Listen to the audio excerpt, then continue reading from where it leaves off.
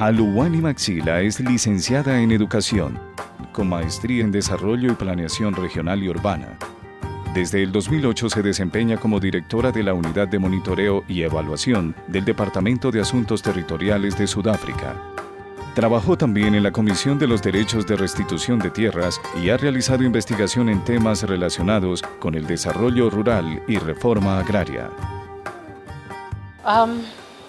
During the last year, as you may be aware, we've got a new department, a new government that started 2009 May. The new government has adopted a results-based monitoring and evaluation for the whole of government. Our department is one of the departments in South Africa that has had M&E for quite a long time.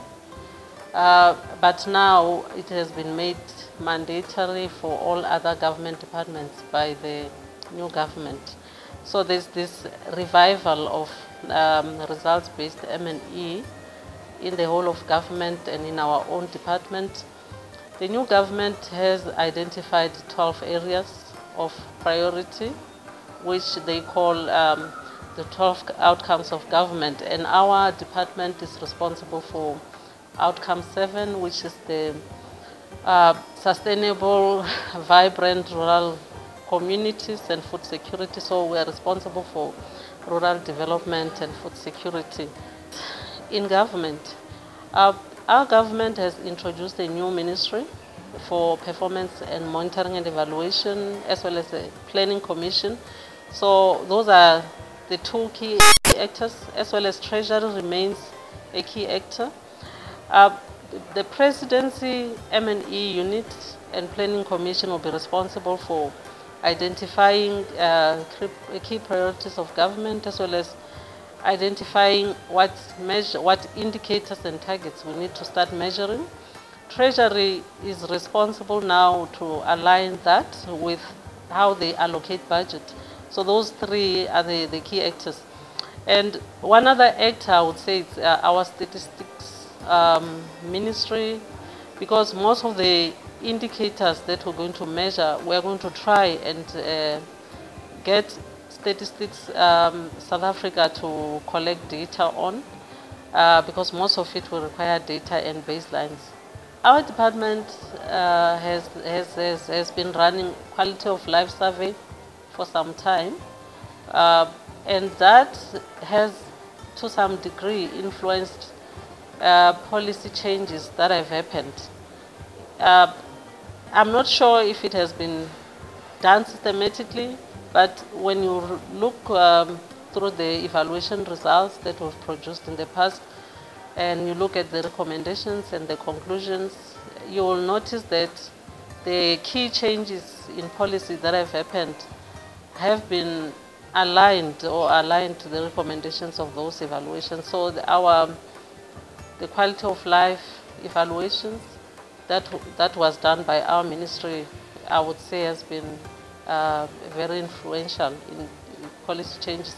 Also, our statistics ministry ran a series of community surveys, household surveys, and I think the policy direction that our government has been taking is aligned to the results that come from those evaluations and surveys. The one program is a program on redistribution of land, agricultural land, through provision of grants and purchasing of land for purpose of redistribution to farmers who cannot afford to purchase farms. How that program works is that there are different types of grants depending on the beneficiary or people who want to have access to the grants. Some components of the graph is that applicants have to contribute. Make some contribution and get a grant to purchase the land and to purchase implements and to start the operation of farming. There's also a program for purchasing of farm implements. I think it's aligned to the redistribution program.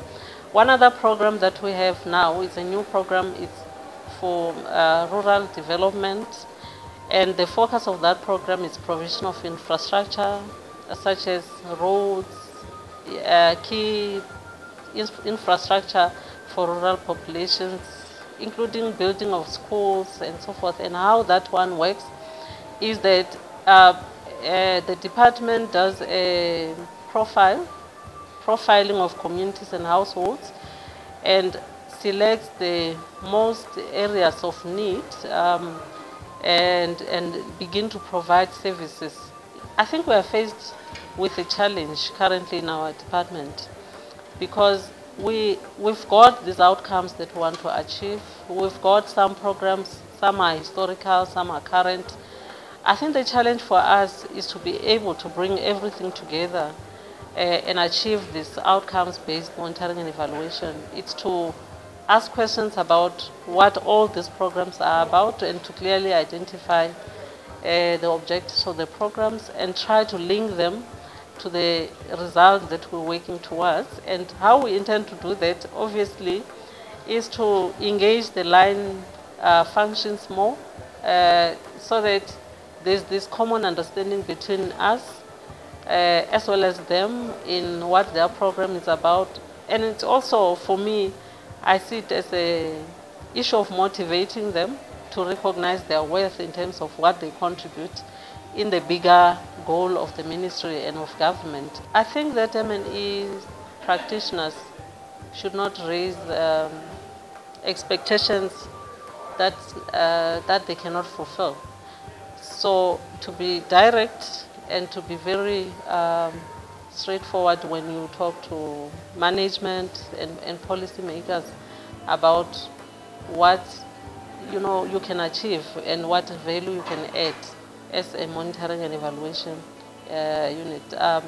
That lesson is learned from the experience that we found ourselves at some point having to be involved in program implementation, coming up with plans on how the program is going to be implemented, being involved too much in process monitoring to the point that we actually had to come up with rules of the game for the programs ourselves and again monitor and evaluate. So for me, it's to set very clear boundaries about what can be achieved when we measure poverty and food security. We're finding that the generic measurements and indicators that are there are not so relevant to our situation in South Africa, because measurements for food security that we have been asked to adopt, issues such as nutrition levels and so forth, and our rural populations, they go for days, some of them with no meals. They've adopted to that kind of lifestyle, and you find that if you want to use generic measurements and indicators, they do not apply because you're still dealing with the situation. It's totally different and the context is different. So for example, MDG indicators and measurements.